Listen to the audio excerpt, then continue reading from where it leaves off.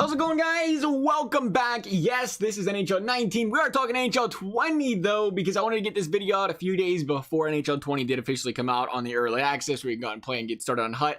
That way you can avoid making these mistakes possibly because you might have seen the video afterhand. Either way, the video should be helpful for you to regardless of what game we're playing right now. Heck, who knows? We didn't really see a big trailer on HUT this year. Maybe this is what the HUT screen looks like for NHL, NHL 20. We don't know the difference. You never know. We'll see. But we're going to go over everything you should and shouldn't do when you first start playing HUT for the first time over here in NHL 20, especially early in the year. Now we're going to go ahead and start off with opening packs. Now I know I don't really endorse opening packs, but if there's ever any time to open packs, it's the beginning of the year. The beginning of the year when you open packs, you go ahead, you open something, and it's worth the most. I don't have that many coins, apparently. I'm just going to open a gold pack then, because why not? Because you get like one gold player. So for that reason, I will say one thing. Don't spend coins on opening packs. That's always a big no-no. But when it comes to opening packs, like I open this pack right now, it's what, August? All this stuff is worth absolutely nothing. Was worth nothing regardless of where that pack looked. But at the beginning of the year, stuff goes for more. If you pull a gold rare on day one, especially a higher end gold rare like an 82 or 83 overall, maybe they go for a heck of a lot more right now than they will a month down the road, 2 months down the road. Meaning if you open packs and you actually want to open packs, the time of the year to do it is the beginning, because that is when you're going to get the most out of opening packs. Again, it's not an endorsement to open packs by any means, but two people do enjoy opening them. If there's ever a time to open them, if you can contain yourself for the rest of the year, the beginning of the year is the time to do it. Secondly, how about milestones? Like I said, there really wasn't a trailer, so I'm assuming most of this stuff will return, and we're not going to see too many different things. We'll see squad battles, of course, but we didn't really see a trailer on HUT, which tells me there won't be a whole lot of different, which is all right. It's not a big deal. HUT's a pretty deep mode as it is right now, but it just gives us a better idea of, how we can prepare for NHL 20 at this point. And milestones are an absolute must to knock out of the way right away. There's nothing better to do than the milestones early. Yes, this is a burner account. No wonder I had less coins, but I forgot about that. That is why I don't have the milestones done. But you look at, you get the 90 legend Tim Horton, you get the 91 Mike Gardner, you get Theo Fleury, Joe Sakic. We'll talk about Joe Sakic later here. 90 Moog, 89. At the end of the day, all of these guys are going to be a solid 5, 6, 7 overall points higher than all the gold cards are, and they're untradeable, and they don't cost you anything. Like, for the most part, you just play games, you play solos, you score goals, right? You get all this stuff. It's free players, and it's free players that'll be on your team for, 4, 5, possibly even 6 months. And even more importantly is these players, like I said, you don't have to worry about selling them because they're unsellable, but you don't have to worry about losing coins. A lot of people forget at the beginning of the year, you say you want to build a decent team of gold players, you want to buy the Patrick Kanes and the Alex Ovechkins of the world. They might cost you 40, 50, 60, 70K day one, but those same gold cards 2 months down the road might be 20K, might be 30K. So you're always going to have that depreciation on your cards. You're always going to lose a lot of coins that way. So the less players you have to buy for your team, the more coins you're going to save in the long run by having to sell them and buy the next upgrade. So that's why milestones are a good thing to jump on early. Another thing is the solo challenges. Love doing me some solo challenges. This is not the one that is solo seasons. I was talking more about the solo challenges. Any of these, any and anywhere, I'm gonna look at these for now. You look at this stuff again, it's coins 1300, 1700, 700 coins early playing one game on semi-pro though. They rake the coins in pretty quickly the more you grind them out. And again, you don't have to play online, you have to worry about your online record. You can build up your team quickly without having to jump into online games or anything like that. Not to mention when you get to the end in some of these, if they have packs and stuff in them, we don't know the awards until we see them, of course. Again, we talk about the packs. The packs will be worth more now than it will be down the road, especially if you pull some gold player that you can plug onto your team and at least use temporarily or so on and so forth as well.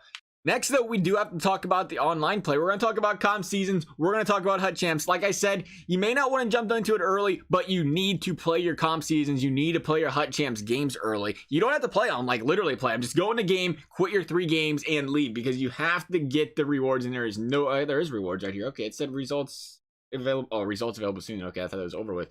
But when you look at the awards, even when you finish 10,000 plus, you get a gold pack. 5,000 plus, you get a mini free agency pack. You're guaranteed a gold pack, and a gold pack, what is it? It'll probably be like, I don't know, 50K for a gold pack next year, because they seem to like double in price every year and half the content. So it'll probably be like 50K and maybe like half a gold common player in gold packs next year. Not really, just kidding. But in regardless, you get the point, right? If you quit your 3 games, you're going to get those players. These packs are sellable for whatever reason they are sellable still. But, so yeah, you may or may not want to go out there and, you know, do it on a couple accounts. I mean, why not? There's guys that do it that are top 100 players and they come back with 5 top 100 players. And at the end of the day, I guess it's just what you have to do to be competitive in the game. I mean, it's a competitive advantage that you would think EA would patch consider, and you can sit there and grind out playing 700 games and you can't even, you know, keep that player and sell it, but you can sell a player for, you know, boosting on 5 accounts and not even playing, period. I don't understand the logic, but I don't make the rules. But as long as these packs are tradable, they're absolute must-dos. Never miss a season. At least do it on your actual account. Never miss a HUT Champs, never miss a comp seasons, and it's important to remember that your comp season HUT Champs record is absolutely irrelevant. It doesn't save. It's not like, let me go look at my online season standings. There's not a standings or a leaderboards for your HUT Champs record.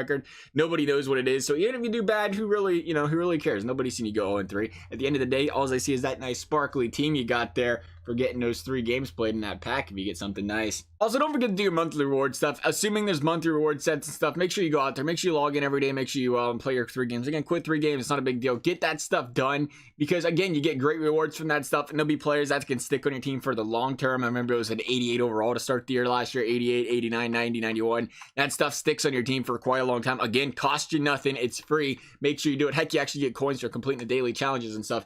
But this last thing we're going to talk about is probably going to send me to HUT hell because it has to be cardinal sin number 1 to tell people this, but I will explain as I usually do, and that is don't do your rerolls.